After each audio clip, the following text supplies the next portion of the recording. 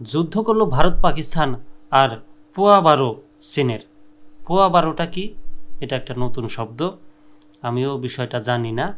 দুই পারমাণবিক শক্তিধর দেশের হঠাৎ সংঘাতে উত্তপ্ত হয়ে উঠেছে দক্ষিণ এশিয়ার আকাশ। 7 মে দিবাগত রাতে স্থানীয় সময় রাত 1:05 থেকে 1:30 মধ্যে পাকিস্তানের অভ্যন্তরে বিমান হামলা চালায় ভারতের বিমান বাহিনী। পাল্টা জবাবে পাকিস্তান আকাশে তোলে তাদের সর্বাধুনিক চীনা প্রযুক্তির যুদ্ধ বিমান। শুরু হয় এক সংক্ষিপ্ত তীব্র আকাশ যুদ্ধ। তবে এই সামরিক উত্তেজনার মধ্যেও সবচেয়ে বেশি লাভবান হলো যে দেশটি, সেটি হলো চীন।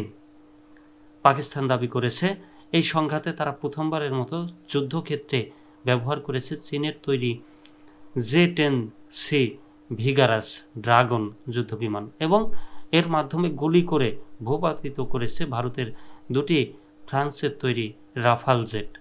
যদিও ভারত এই দাবি আনুষ্ঠানিকভাবে অস্বীকার করেছে, তবে মার্কিন গোয়েন্দা সূত্রে বরাতে জানা গেছে পাকিস্তানের যুদ্ধবিমান দুটি ভারতীয় জেট ধ্বংসে সফল হয়েছে।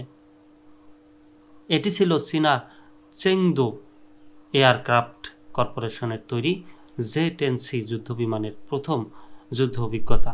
আর এই অভিষেক যুদ্ধেই চীন কুড়িয়ে নেয় অভাবনীয় অর্থনৈতিক লাভ। যুদ্ধ শুরুর মাত্র 3 দিনের মাথায় চেংদু কর্পোরেশনের শেয়ারের দাম প্রায় 50% বেড়ে যায়।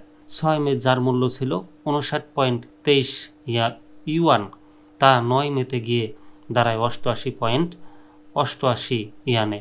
অন্যদিকে ভারতের ব্যবহৃত রাফাল জেটের নির্মাতা ফরাসি প্রতিষ্ঠান ডেসল্ট এভিয়েশনের শেয়ারে ধস নামে, কমে যায় 5%-রও বেশি। সোমবার প্রতিরক্ষা সংশ্লিষ্ট পোর্টাল বুলগারিয়ান মিলিটারির প্রকাশিত এক নিবন্ধ থেকে এ তথ্য জানা যায়। বিশ্লেষকদের মতে এটাই প্রমাণ করে যে আসল যুদ্ধক্ষেত্রেই পরীক্ষিত অস্ত্র সবচেয়ে বড় বিজ্ঞাপন। J-10C এর সফল ব্যবহার চীনকে বিশ্ব অস্ত্র বাজারে নতুন আস্থার জায়গায় নিয়ে গেছে।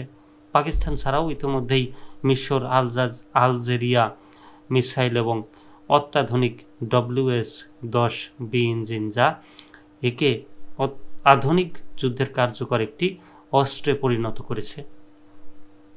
চীন ও পাকিস্তানের সামরিক সম্পর্ক দীর্ঘদিনের।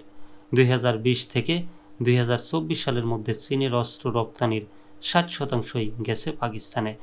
এই পরিসংখ্যান প্রমাণ করে পাকিস্তান এখন কার্যত চীনের সামরিক পরীক্ষাগার। সেই পরীক্ষার বাস্তব ফল এখন চীন ঘরে তুলেছে অর্থনৈতিক, সামরিক ও কূটনৈতিকভাবে। চীন এই পুরো পরিস্থিতিকে দক্ষতার সঙ্গে ব্যবহার করেছে তাদের ডিফেন্স ইকোনমি কৌশল বাস্তবায়নে। যুদ্ধ না করেও তাদের অস্ত্র বিক্রি বেড়েছে, রাজনৈতিক প্রভাব বিস্তারের সুযোগ তৈরি হয়েছে, আর প্রযুক্তিগত সক্ষমতার প্রমাণ মিলেছে বাস্তব যুদ্ধে। অন্যদিকে ভারত পাকিস্তান যুদ্ধ করে পেয়েছে শুধু ক্ষয়ক্ষতি, প্রাণহানি, ব্যয় বৃদ্ধি এবং রাজনৈতিক অস্থিরতা। এই পরিণতি নতুন করে প্রশ্ন তুলছে, আধুনিক যুদ্ধ কি কেবল সংঘর্ষ, নাকি তা হয়ে উঠেছে বড় শক্তিগুলোর লাভের মঞ্চ?